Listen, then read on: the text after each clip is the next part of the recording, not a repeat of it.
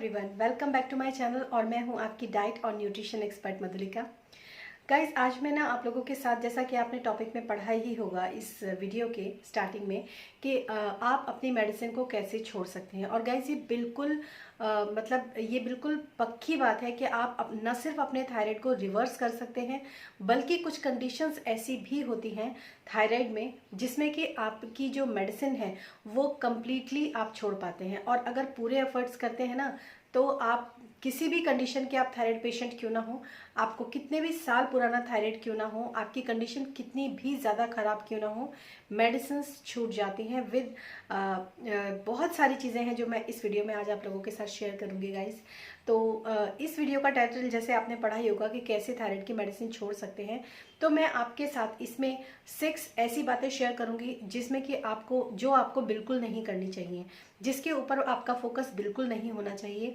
और 6 ही ऐसी बातें मैं आप लोगों के साथ शेयर करूंगी जिसमें कि आपको उन बातों के ऊपर ज़्यादा कंसंट्रेट करना चाहिए, बल्कि राइट जो तरीका होता है, जो सही तरीका होता है थायराइड को ट्रीट करने का, और जो मैं भी अपने पेशेंट्स के साथ जो स्ट्रेटजी यूज़ करती हूँ उनके TSH को रिवर्स करने के लिए, उनके डोजेस को रिवर्स करने के लिए, उनके वेट लॉस में बहुत ज़्यादा हेल्प करते हैं।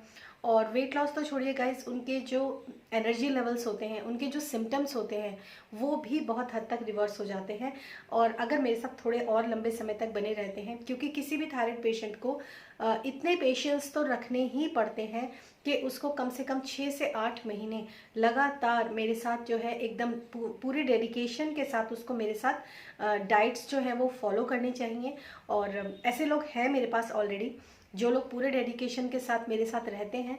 और हर 3 मंथ्स में उनकी जो डाइट होती है, वो डाइट के थ्रू उनके जो MCGs होते हैं, जो उनकी डोज होती है थायरोक्सिन वगैरह जो भी कुछ खाते हैं, वो रिड्यूस होती हैं। और हर 3 महीने में उनके जो भी कुछ उनके TSH वगैरह होते हैं वो डाउन चले जाते हैं। मैंने प्रीवियस एक वीडियो बनाया था, उसमें एक लेडी ने इतना डेडिकेशन दिखाया है गाइस कि उसने सिर्फ 3 महीने में अपने 20 साल पुराने थायराइड को भी हिला दिया। यानी कि जब वो मेरे पास आई थी, आई थिंक उसका जो TSH लेवल था वो 16 था या फिर 12 था, लेकिन 3 महीने के अंदर उसने, जो मैंने उसको इंस्ट्रक्ट किया, जो भी डाइट्स मैंने उसको दिया खाने के लिए, और वही सारी चीज़ें उसने फॉलो करी। और उसके बाद उसका जो TSH लेवल था वो रिड्यूस हो गया, इतना रिड्यूस हो गया कि वो मतलब 0 की रेंज में चला गया। और उसके बाद मुझे उसकी डोज जो है वो रिड्यूस करनी पड़ी। It's so nice to here. और बहुत ही उन लोगों से ज़्यादा मुझे खुशी मिलती है, क्योंकि समटाइम्स ऐसा होता है कि ऊपर वाला हमें चुनता ही है किसी न किसी काम के लिए। आपको किसी काम के लिए चुना, मुझे किसी काम के लिए चुना। थोड़ी सी आज मैं आपके ये वीडियो की जो स्टार्टिंग है उसको करने से पहले मैं आपसे कुछ अपनी बातें ज़रूर शेयर करूंगी गाइस। आज मॉर्निंग में मैं अपने बहुत पुराने जो मेरे प्रीवियस वीडियोस हैं, जो स्टार्टिंग के वीडियोस हैं, वो वीडियोस मैं देख रही थी। और यकीन मानिए मैं थोड़ा सा इमोशनल हो गई इन वीडियोज़ को देखते हुए, क्योंकि जब मैं वो वीडियो शूट किया करती थी, और उस समय पर जब मैंने स्टार्ट किया था इन वीडियोस को बनाना गाइस, उस समय मैं एक मेजर थायराइड पेशेंट थी। मतलब इतने सारे सिम्टम्स और इतने सारे प्रॉब्लम्स होने के बाद, जब मैं जैसे जैसे मैं स्टडी करती रही, और सोशल मीडिया का शौक़ मुझे शुरू से रहा है, कैमरा और माइक का शौक़ मुझे शुरू से रहा है, तो मैं वहाँ पर मुझे ऐसा लगा कि क्यों ना मैं ये इन्फॉर्मेशन आप लोगों के साथ भी शेयर करूँ। उस वक्त मुझे क्या होता है यूट्यूब, ये सब कुछ पता ही नहीं था, आप यकीन नहीं मानेंगे। और ना ही जब ये जर्नी मेरी स्टार्ट हुई थी, मुझे नहीं पता था कि एक दिन कुछ ही सालों के बाद मैं जो कंडीशन मेरी है उस कंडीशन में या उससे ख़राब कंडीशन के लोगों को भी ट्रीट कर पाऊँगी। इस वक्त मेरे पास न सिर्फ थायराइड पेशेंट में सिर्फ बड़े लोग हैं, लेडीज़ हैं, बल्कि बच्चे भी मेरे पास हैं, क्योंकि छोटे बच्चे हैं जो बाय बर्थ वो लोग थायराइड की मेडिसिन खा रहे हैं, और उन लोगों के साथ भी मैं काम कर रही हूँ। तो मैं इसको ईश्वर की जो है एक मेहरबानी ही मानती हूँ, और मुझे बहुत अच्छा लगता है ये सब सोच के, और इन सब चीज़ों को जब मैं देखती हूँ। और बहुत जल्दी मैं एक वीडियो जो है, मैंने सोचा नहीं था, हालांकि ये जर्नी अभी चलनी है, और अभी ये जर्नी अभी चल रही है, और बहुत कुछ मुझे अचीव करना है इसी जर्नी के अंदर। लेकिन इसका एक छोटा सा क्लिप जो है मैं आगे किसी वीडियो में आप लोगों को दिखाऊंगी कि उस समय पर मैं क्या कंडीशन थी मेरी, और मैं कैसी लगती थी, और फिलहाल कितना जो है, जो मतलब लोगों को ट्रीट करते करते खुद के लिए भी समय नहीं निकलता है कई बार, और उसके बाद भी मैंने खुद को किस तरीके से मेंटेन किया, और खुद के लिए मैं किस तरीके से अपने थायराइड को रिवर्स कर पाई गाइस, और बहुत कुछ मैंने किया, बहुत सारी ऐसी चीज़ें की, कई बार मिस्टेक्स भी करी इनफैक्ट। तो मतलब जैसे आप लोग मेरे पास जब कंसल्टेशन के लिए आते हैं तो आपको तो एकदम प्लेट में जो है ना पकी पकाई खिचड़ी जिसको बोलते हैं वो मिल जाती है, क्योंकि वहाँ पर मिस्टेक के कोई चांसेस नहीं होते हैं जब मैं किसी पेशेंट को ट्रीट करती हूँ। लेकिन अपनी लाइफ में मैंने बहुत सारे अप्स एंड डाउन्स देखे हैं इस थायराइड को ट्रीट करने के लिए। कई बार तो कॉजेज़ भी समझ में नहीं आते, यूट्यूब से रैंडम जो उठाया जो देखा वही मैंने फॉलो करना शुरू कर दिया। सो ऐसी बहुत सारी चीज़ें थी, और ऐसा ही एक वीडियो मैं ज़रूर आप लोगों को शो करूँगी, ताकि आप में से बहुत सारे लोग जो किसी ना किसी फील्ड में कुछ करना चाहते हैं, कुछ बनना चाहते हैं, आगे बढ़ना चाहते हैं, तो कहाँ से वो स्टार्ट कर सकते हैं, और उनको स्टार्ट करने के लिए मोटिवेशन भी बहुत बहुत मिलेगा उस वीडियो से। ऐसी मेरी कोशिश रहेगी। खैर ये तो हुई मेरी थोड़ी सी इमोशनल बातें, क्योंकि आज मैं सुबह से थोड़ा सा इमोशनल थी, क्योंकि मैंने अपने कुछ प्रीवियस वीडियोस देखे थे गाइस। और चलिए शुरू करते हैं आज का वीडियो, और बात करते हैं उन 6 टॉपिक्स के बारे में जो कि आप गलतियां करते हैं, जो कि आपको नहीं करने चाहिए अगर आप अपने थायराइड को रिवर्स करना चाहते हैं। खासकर आज मैं जो बात करती हूं, और हमेशा ही बात करती हूं, हाइपोथायराइड के बारे में। सो हाइपोथायराइड के जो सिम्टम्स होते हैं मेनली वो यही होते हैं कि जनरली लोगों का वेट जो होता है वो गेन हो जाता है बहुत ज़्यादा, और वेट गेन होने की वजह से उनके साथ बहुत सारी प्रॉब्लम्स आ जाती हैं। मैंने बहुत सारे वीडियोस में लोगों को मोटिवेट किया है कि अगर आप मोटे हो भी जाते हैं तो आपको कभी भी बॉडी शेमिंग या ऐसी कोई चीज़ नहीं सोचना चाहिए उसके बारे में। पर फिलहाल मैं आप लोगों के साथ जो इन्फॉर्मेशन शेयर करूँगी वो आपके बहुत काम आने वाली है। सबसे पहली बात, किन लोगों का थायराइड की गोलियाँ नहीं छूट सकती।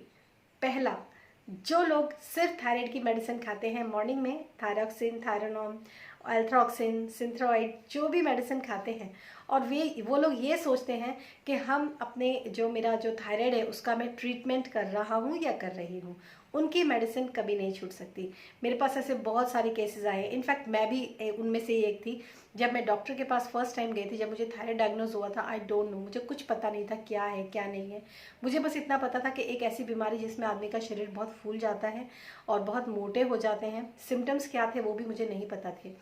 तो डॉक्टर्स के पास जब जनरली जाते हैं तो डॉक्टर एक मेडिसिन आपको रिकमेंड कर देता है आपके TSH के अकॉर्डिंग, कभी 50 mcg, कभी 100 mcg, और कभी कभी इससे भी ज़्यादा अगर आप सीवियर पेशेंट हैं तो उनमें क्या करते हैं डॉक्टर्स, कहते हैं कि आप 3 महीने तक इस मेडिसिन को खाइए, और ये मेडिसिन आपको ज़िंदगी भर खानी पड़ेगी। और कुछ डॉक्टर्स ऐसे भी कहते हैं कि आप 3 महीने तक मेडिसिन खाइए, अगर नॉर्मल आ जाता है तो फिर आप मेडिसिन छोड़ दीजिएगा। वो लोग क्या करते हैं, मेडिसिन को छोड़ देते हैं। 3 महीने के बाद देखते हैं, TSH टेस्ट कराते हैं, TSH नॉर्मल रेंज में आ जाता है, और वो लोग मेडिसिन छोड़ देते हैं। सिम्टम्स वहीं के वहीं रहते हैं। और कुछ लोगों की जब स्टार्टिंग होता है तो थोड़े बहुत सिम्टम्स, हल्के फुल्के से सिम्टम्स जो हैं वो रिवर्स होते हैं, क्योंकि नेचुरली जो बॉडी आपकी थायराइड का हार्मोन नहीं बना रही है वो आपने ऊपर से लिया तो कुछ इम्प्रूवमेंट तो आपको दिखेगा ही। लेकिन जैसे ही आप उस मेडिसिन को छोड़ देते हैं गाइस, कंडीशन फिर वहीं डाउन आ जाती है। आपका TSH नेक्स्ट टाइम पहले वाले TSH से भी ज़्यादा बढ़कर आता है। तो ये तो मतलब ये कोई अपने आप में एक बहुत ही मेजर प्रॉब्लम है, जिससे कि थायराइड पेशेंट हमेशा ही डील करते हैं। और लोग सोचते हैं कि अगर मैं मतलब TSH का रिड्यूस करना है तो मुझे अपना थायराइड की मेडिसिन खानी ही पड़ेगी। फर्स्ट ऑफ ऑल तो जो लोग सिर्फ ये सोचते हैं, फर्स्ट टॉपिक है मेरा, फर्स्ट लाइन है मेरी, जो लोग ये सोचते हैं कि मेडिसिन खाना ही एक सॉल्यूशन है और ये ट्रीटमेंट है, तो उन लोगों की थायराइड मेडिसिन कभी नहीं छूट सकती। सेकंड थिंग, जिन लोगों का वेट बहुत ज़्यादा बढ़ा हुआ है और डॉक्टर्स उनको ये बोलते हैं या कोई भी उनको ये बोलता है कि आप अपना वेट कम कर लीजिए, किसी भी तरीके से आप अपना वेट कम कर लीजिए तो आपका थायराइड नॉर्मल रेंज में आ जाएगा, उसके चलते तो लोग बहुत गलतियां करते हैं वेट लूज़ करने के लिए, मैंने भी की हैं। तो उसमें क्या होता है, कई बार लोग गलत ट्रैक पर चले जाते हैं वेट को लूज़ करने के लिए, जिसको मैं आगे के टॉपिक्स में भी डिस्कस करने वाली हूँ इसी सीक्वेंस में। उसमें क्या होता है, वो जब आप वेट लूज़ करने पर ही पूरा फोकस लगा देते हैं तो भी आपकी थायराइड मेडिसिन नहीं छूटती है, क्योंकि उस समय आपको ये पता ही नहीं होता कि आपका जो थायराइड है, जो TSH है वो हाई है क्यों, किस वजह से आपका TSH हाई है। तो आपका जो मेडिसिन है वो कभी नहीं छूट पाता। नेक्स्ट चीज़ जो इसमें लोग सबसे बड़ी गलती करते हैं, सीधा जिम जाते हैं। थायराइड के जो भी मैंने आज तक जो भी स्टडीज़ किया है मेरे अपने खुद के करियर में, जो मैंने देखा है, कभी भी लोगों को जो थायराइड पेशेंट है जो बहुत ज़्यादा मोटे हैं ऑल मतलब जो लोग भी इस वीडियो को देख रहे हैं ना गाइज, मैं इतनी 100% बोल सकती हूँ कि वो लोग वही लोग हैं जिनको या तो कोई उनका नियर वन या डियर वन थायराइड पेशेंट है, या वो खुद थायराइड पेशेंट है। तो वो लोग जिन लोगों ने अपने थायराइड जर्नी को स्टार्ट करने के लिए जिम का सहारा लिया है, क्योंकि उन लोगों के अंदर एनर्जी लेवल्स ऑलरेडी लो होते हैं, और जो लोग मेरे इस वीडियो को देख रहे हैं वो इस बात को जानते हैं कि उनके एनर्जी लेवल्स कितने डाउन रहते हैं, और जिम में आपको एक अच्छी खासी एनर्जी की ज़रूरत होती है। तो होता क्या है, आपकी बॉडी इतनी ज़्यादा इरिटेट हो जाती है, इतना ज़्यादा सफ़र करती है आपकी बॉडी, और जो बचा कुचा न्यूट्रिशन होता है वो भी आपका इस स्ट्रगल में निकल जाता है कि आपकी बॉडी को वेट को लूज़ करना है। सो वहाँ पर भी आपकी जो मेडिसिन है, जो थायराइड मेडिसिन है, वो कभी भी नहीं छूट सकती। तो इस चीज़ का आप ज़रूर ध्यान रखिए कि कभी भी अगर आप जिम जाते हैं, डायरेक्टली आप जिम चले जाते हैं, मतलब वॉक कर सकते हैं, हल्की फुल्की एक्सरसाइज से शुरू कर सकते हैं। योगा बेस्ट है, मैं तो कहती हूँ हमेशा योगा ही करना चाहिए। योगा करते हैं तो उनका क्या होता है, उनका थायराइड जो होता है वो रिवर्स होने की कगार पे आने लगता है, और उन लोगों को काफ़ी अच्छे जो है रिजल्ट्स देखने के लिए मिलते हैं। हालांकि जो मेरे पास पर्सनल क्लाइंट्स होते हैं उनके साथ ऐसी कोई बाउंडेशन या रिस्ट्रिक्शन मैं नहीं लगाती हूँ कि आपको योगा करना ही करना है। सबसे पहले आप योगा करने के या कोई भी एक्सरसाइज करने के लायक बनिए, उसके बाद आप योगा कर सकते हैं, क्योंकि आपकी बॉडी के अंदर एनर्जी है नहीं, और वैसे ही आप काफ़ी डिप्रेशन में, काफ़ी टेंशन में रहते हैं। तो ये सब चीज़ें फॉलो करना बहुत बड़ी बेवकूफ़ी होती है। तो इन सब के चलते भी 3 टॉपिक्स मैंने आपके साथ डिस्कस किए हैं कि इन सब के चलते भी आपका थायराइड रिवर्स नहीं हो सकता। तो बात करते हैं हमारे 4th टॉपिक की। 4th टॉपिक क्या होता है, जब लोग जिम नहीं जाते हैं, जब लोग कोई ऐसी काम नहीं करते हैं, कोई वर्कआउट नहीं करते हैं, फिर वो लोग क्या गलतियां करते हैं, फिर वो लोग करते हैं calorie restricted diet. Calorie restricted diet पर चले जाते हैं, कम खाना खाना शुरू कर देते हैं, और खाना छोड़ ही देते हैं। ज़्यादातर लोग भूखे रहना शुरू कर देते हैं, जिसमें बहुत बड़ा एक जो रोल है वो है इंटरमिटेंट फास्टिंग का। बिना अंडर ऑब्जर्वेशन और बिना किसी की गाइडेंस के आप लग जाते हैं इंटरमिटेंट फास्टिंग में, और उसके फिर जो आपकी बॉडी और ज़्यादा जो सफ़र करती है उसके तो फिर क्या ही कहने हैं। तो लोग बात क्या करते हैं, कैलोरी रिस्ट्रिक्टेड डाइट में जाते हैं। वो भी एक बहुत बड़ा रीज़न होता है कि आपकी मेडिसिन कभी नहीं छूट सकती, चाहे आपका वेट कितना भी लूज़ हो जाए। चाहे आप इंटरमिटेंट फास्टिंग अगर कर रहे हैं और गलती से अगर आपका TSH इसलिए हाई है क्योंकि आपकी बॉडी के अंदर न्यूट्रिशन नहीं है, आपके अंदर मेजर न्यूट्रिएंट डेफिशिएंसी है, और आपने इंटरमिटेंट फास्टिंग किया या फिर कैलोरी रिस्ट्रिक्टेड डाइट शुरू किया, 100% उसके बाद जो प्रॉब्लम आप फेस करेंगे वो मतलब बहुत ज़्यादा प्रॉब्लम्स में आप आ जाएंगे उसके बाद, अगर आप ऐसी गलतियां करते हैं, और मेडिसिन छूटने का तो सवाल ही नहीं उठता। ठीक है, नेक्स्ट आता है आपका जॉइंट पेन की समस्या। अक्सर थायराइड पेशेंट होते हैं, उनको जॉइंट पेन होता है, उनके पैरों में दर्द होता है, उनके जोड़ों में दर्द होता है, और वो लोग बिना किसी से पूछे, सिर्फ क्योंकि जॉइंट में पेन है तो मेरा कैल्शियम कम है बॉडी के अंदर, ये एक धारणा जो बना ली है कि इस वजह से आपका जो है मतलब जॉइंट पेन है क्योंकि आपके अंदर कैल्शियम की कमी आ गई। तो कैल्शियम का जाओ मेडिकल स्टोर से सप्लीमेंट खरीदो, कोई भी घटिया सप्लीमेंट, चाहे वो सॉल्ट बेस्ड कितना भी घटिया सप्लीमेंट हो, और उसको खाना शुरू कर दो। रिजल्ट ये होते हैं कि आपकी आर्टरीज में प्रॉब्लम हो सकती है, आपको किडनी स्टोन हो सकते हैं, आपको गॉल ब्लैडर स्टोन हो सकते हैं, क्योंकि कैल्शियम आपने लिया है इसलिए, क्योंकि आपको जॉइंट पेन हो रहा है, और जॉइंट पेन में आपके कोई भी रिलीफ नहीं है। तो जो लोग ये गलतियां करते हैं, यही मैं आप लोगों को इसलिए चीज़ें बता रही हूँ ताकि ज़रूरी नहीं है कि आप हमेशा ही किसी न किसी की ज़रूरी नहीं है कि आप मेरे साथ कांटेक्ट करें और मुझे अफोर्ड कर सकते हैं या नहीं कर सकते हैं, उसके बावजूद आप घर बैठ के कुछ भी नहीं कर सकते। मेरी हमेशा यही कोशिश होती है कि वीडियोस को ध्यान से देखिए और समझने की कोशिश कीजिए कि आप क्या कर सकते हैं। तो जब आपको इस तरह के जॉइंट पेन होते हैं तो 2 रीज़न होते हैं। पहला होता है कि आपकी बॉडी के अंदर किसी न किसी कारण से कोई आपकी बॉडी के अंदर इन्फ्लामेशन हो सकता है जिसकी वजह से आपको इस तरह के जॉइंट पेन हो रहे हैं, या फिर आपकी बॉडी के अंदर विटामिन डी बहुत ज़्यादा डाउन है जिसकी वजह से आपको जॉइंट पेन हो रहे हैं। तो आपको कैल्शियम के सप्लीमेंट पर नहीं जाना है, बल्कि आपको अपनी बॉडी को देखना है कि आपकी बॉडी में विटामिन डी लेवल्स डाउन है या फिर आपकी बॉडी के अंदर इन्फ्लामेशंस है। और ये सारी चीज़ें गाइस तब कवर अप होती हैं जब अगर आप मेरे इस वीडियो को देख रहे हैं, आपको डिस्क्रिप्शन बॉक्स में मेरा व्हाट्सएप नंबर मिलेगा, और आप मुझे अपनी रिपोर्ट्स प्लीज़ मत भेजिएगा कि मेरे को आप सजेस्ट करें, मुझे आप बताएं, क्योंकि वहाँ पर पर्सनल ट्रीटमेंट होता है, वहाँ पर पेड ट्रीटमेंट होता है।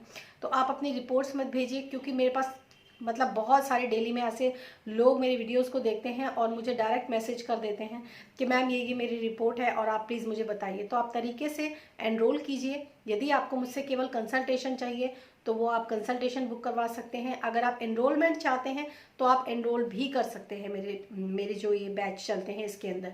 तो उसमें आपका परफेक्ट और सही तरीके से आपका डाइट बनता है और आप ठीक तरीके से अपने आप को ट्रीट कर पाते हैं।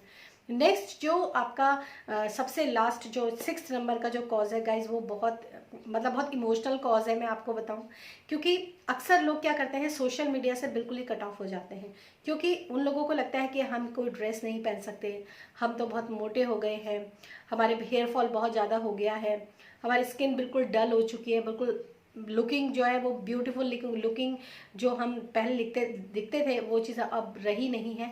तो इस वजह से लोग बाग जो हैं बहुत इमोशनल उस लेवल पर चले जाते हैं, डिप्रेशन जैसे लेवल पर चले जाते हैं, बिल्कुल होपलेस हो जाते हैं। कहते हैं कि मैंने यार खाना भी छोड़ दिया, मैंने यार जिम भी कर लिया, मैंने सब कुछ कर लिया, मेरी ना तो मेडिसिन छूटी हैं ना ही मेरा वेट लॉस हुआ है, क्योंकि आप गलत तरीके से ट्राई कर रहे थे।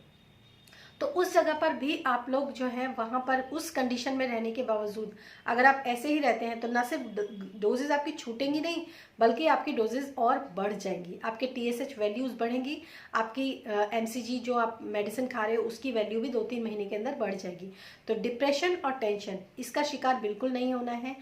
दुनिया को कुछ भी बोलती है, लोग कुछ भी बोलते हैं, प्लीज़ आप उसको लेट गो कीजिए, क्योंकि ये आपकी लाइफ है। खुद से प्यार कीजिए, आप जैसे भी हैं बहुत अच्छे हैं, बहुत सुंदर हैं। खुद को ठीक करने के लिए, खुद को ट्रीट करने के लिए नेचुरल चीज़ों का सहारा लीजिए, अच्छी और हेल्दी डाइट का सहारा लीजिए, ना कि आप अपने आप को बिल्कुल अलोन करके, बिल्कुल अकेले होकर आप किसी अपने आप को कमरे में बंद कर लेते हैं। सोशल मीडिया से सोशल सर्कल आप बिल्कुल ही ख़त्म कर देते हैं। तो ये एक कॉज होता है गाइस, जिसमें न सिर्फ आपकी डोज कम नहीं होगी बल्कि आपकी डोजेज और बढ़ जाएंगी। तो अपने आप खुद से प्यार कीजिए, आप जैसे भी हैं, जो भी हैं, उससे आप प्यार कीजिए और अपने आप को खुश रखने की कोशिश कीजिए। और मेडिटेशन इसके अंदर बहुत हेल्प करता है। तो ये 6 टॉपिक थे जो मैंने आप लोगों के साथ डिस्कस किए हैं। इन 6 टॉपिक्स के बाद अब मैं उन 6 टॉपिक्स के साथ आप लोगों के साथ डिस्कस करूंगी, जिसकी वजह से अगर आप काम करते हैं तो आपकी थायराइड की जो मेडिसिन है वो छूट सकती है। अब मैं आप लोगों के साथ वो 6 टॉपिक डिस्कस करूंगी जिसमें कि आपको ये समझ में आएगा कि आप अपनी डोजेस को कैसे रिड्यूस कर सकते हैं, कैसे दवाइयाँ छोड़ सकते हैं। सबसे पहली ज़रूरत होती है अवेयरनेस की। अवेयरनेस कैसे? कि अगर आप अपने थायराइड को ट्रीट करना चाहते हैं तो सबसे पहले आपको ब्लड टेस्ट करवाना चाहिए, अपना होल बॉडी चेकअप करवाना चाहिए।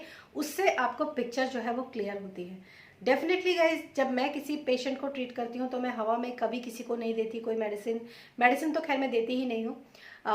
कोई भी डाइट में हवा में नहीं बना के देती उन लोगों को। सबसे पहला होता है आप मुझे अपनी ब्लड टेस्ट की रिपोर्ट दीजिए, उसके बाद ही मैं आपको ट्रीट करना शुरू करूँगी।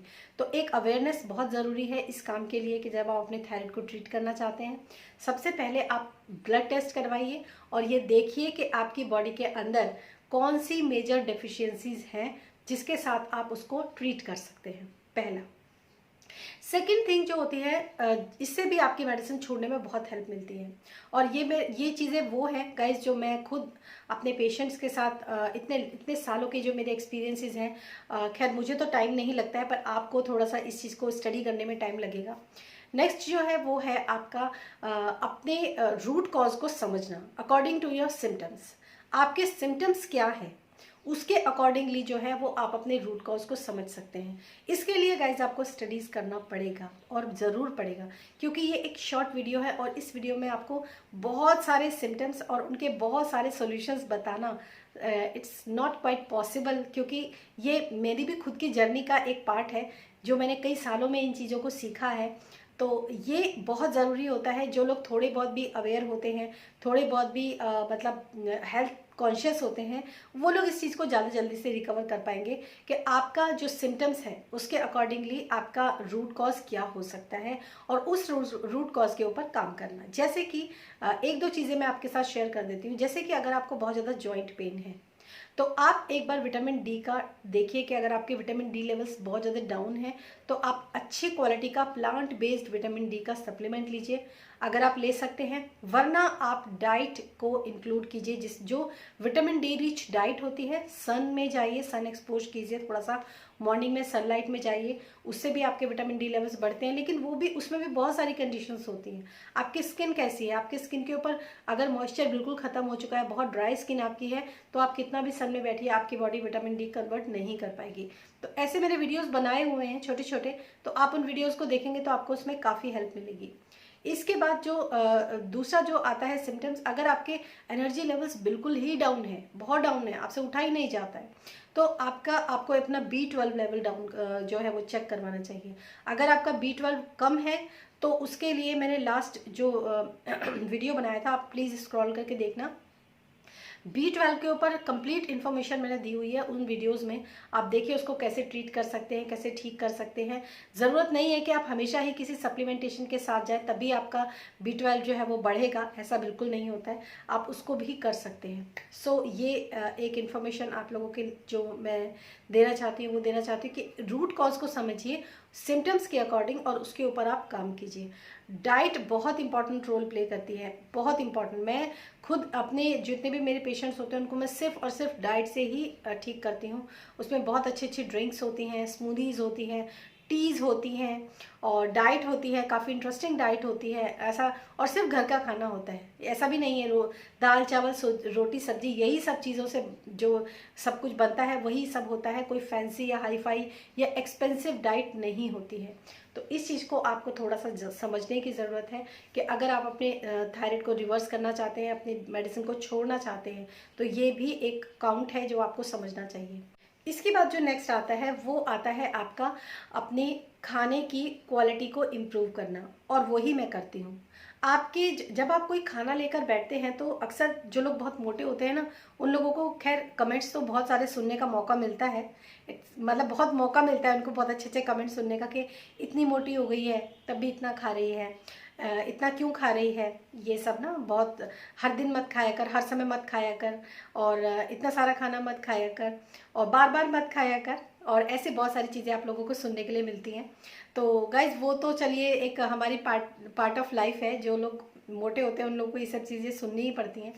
लेकिन जब आप खाना खाते हैं ना, तो आपको अपने खाने की क्वांटिटी को कम नहीं करना है, आपको अपने खाने की क्वालिटी को इम्प्रूव करना है। ये चीज़ आपको थोड़ा सा समझनी बहुत ज़रूरी है।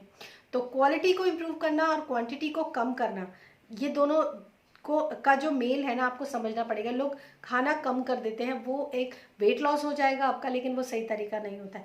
आपको अपनी खाने की क्वालिटी को इम्प्रूव करना है, क्वालिटी आपकी खाने की अच्छी होनी चाहिए।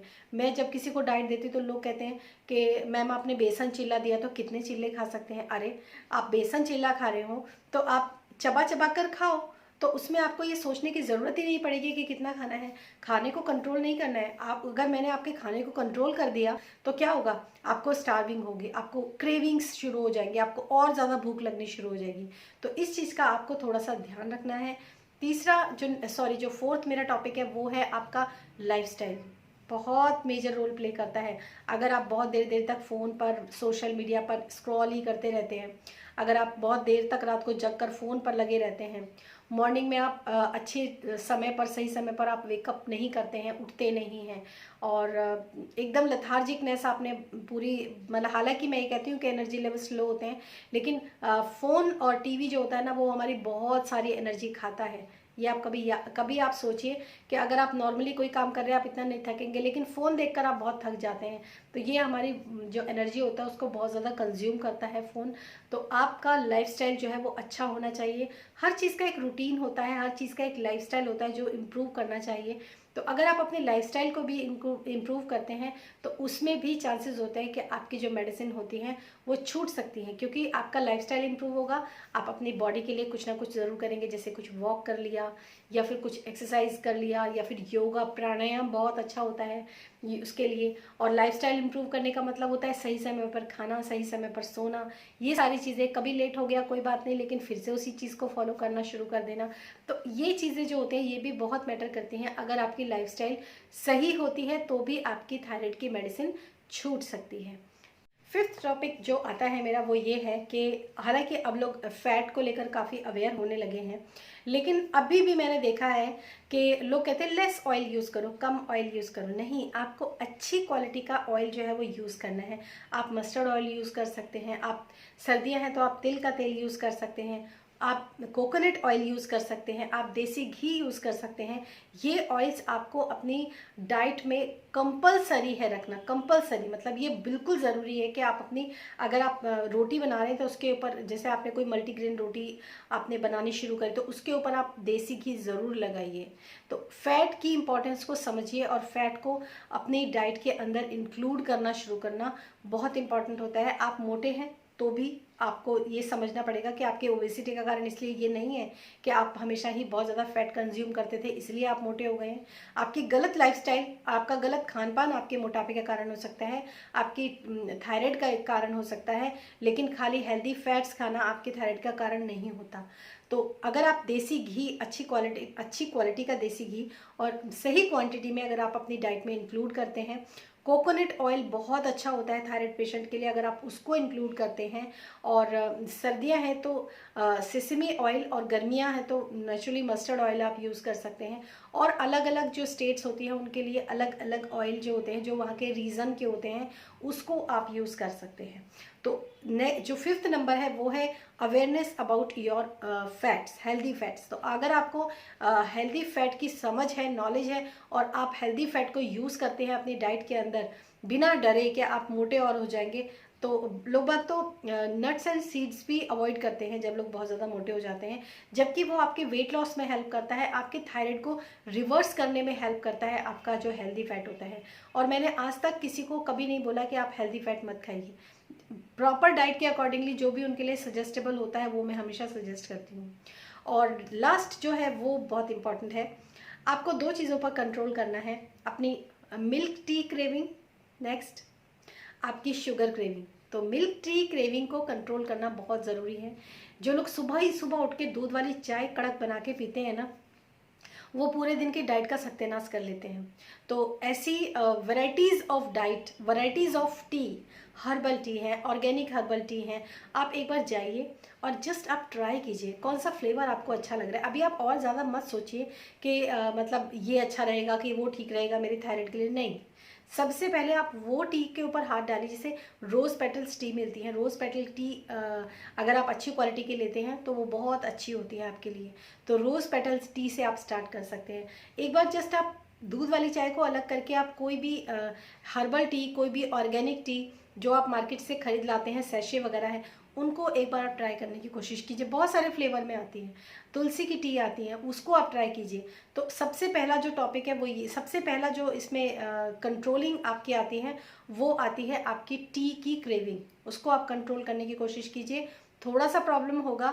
और आजकल तो लोग क्या करते हैं, मैं अपने क्लाइंट्स को भी पर्सनली बोलती हूँ, जब वो कहते हैं कि मैम आलमंड टी की चाय बना लेते हैं और कोकोनट टी की चाय बना लेते हैं, मैं कहती हूँ यार इतना प्रॉब्लम क्यों खड़े करते हो अपने लिए कि पहले आप वो आलमंड टी बनाओगे, फिर पहले आप आलमंड मिल्क बनाओगे, फिर उसको दूध को चाय के अंदर डालोगे और वो चाय वो टेस्टी लगने वाली है नहीं, क्योंकि आपको एडिक्शन जो है वो आपकी दूध वाली चाय जो होती है, जो गाय भैंस का दूध होता है उसकी चाय का एडिक्शन होता है आपको।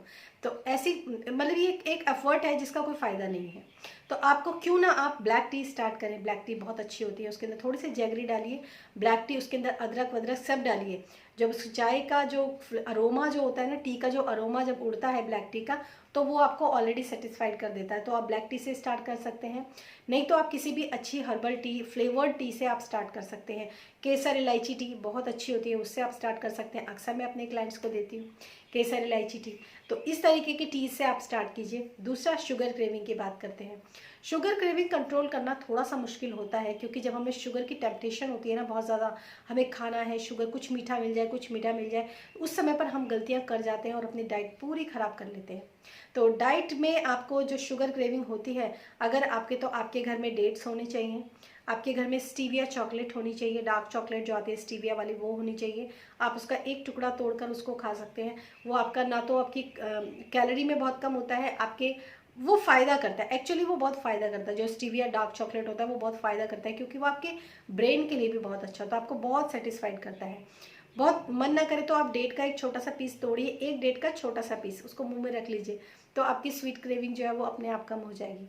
उसके बाद ऐसे फ्रूट्स आते हैं जो अगर आप मॉर्निंग में लें तो फ्रूट भी आपके शुगर क्रेविंग को बहुत ज़्यादा कम करता है। किशमिश आती है, और अंजीर होती है, और ऐसे बहुत सारे मीठे फ्रूट्स होते हैं जो एटलीस्ट बुरे नहीं होते हैं। थोड़ी सी कैलोरी उसके अंदर होती है ज़्यादा, और मतलब लेकिन फिर भी वो आपकी शुगर क्रेविंग को कम करते हैं। और जब आपकी शुगर क्रेविंग कम हो जाती है तो आप ऑटोमेटिकली उस मोड में आ जाते हैं जब आपको शुगर क्रेविंग नहीं होती है। आप कुछ हल्का सा मीठा खाएंगे तो आपको बहुत मीठा लगता है। और ये मेरी जर्नी का पार्ट है, इसलिए मैं आप लोगों के साथ ये विद प्रूफ बता सकती हूँ कि ऐसा होता है। आप करके देखिए। सो ये थे मेरे 6 टॉपिक, वो जब आपको जिसमें आपकी मेडिसिन छूट नहीं सकती है, और 6 टॉपिक ये जिसमें आपकी मेडिसिन छूट सकती है। तो आप डिसाइड कीजिए कि आपको कौन से तरफ जाना है। बहुत अच्छा ये वीडियो आज बना है, मैं काफ़ी अच्छी डायरेक्शंस आप लोगों को दे पाई हूँ अपने पर्सनल एक्सपीरियंस के बेस पर भी।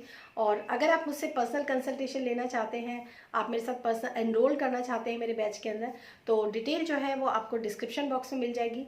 गाइज, अगर आप कंसल्टेशन बुक करना चाहते हैं तो ही आप व्हाट्सएप कीजिएगा, और अगर आप मेरे साथ एनरोल करना चाहते हैं तभी आप मेरे साथ कांटेक्ट कीजिएगा। Otherwise suggest me, guide me, ये सब प्लीज़ मत कीजिएगा, क्योंकि मेरा बैच ऑलरेडी फुल रहता है। और बैच के अंदर मेरे पास रिस्पॉन्सिबिलिटी, जो लोग पे करते हैं उनकी रिस्पॉन्सिबिलिटी बहुत ज़्यादा रहती है।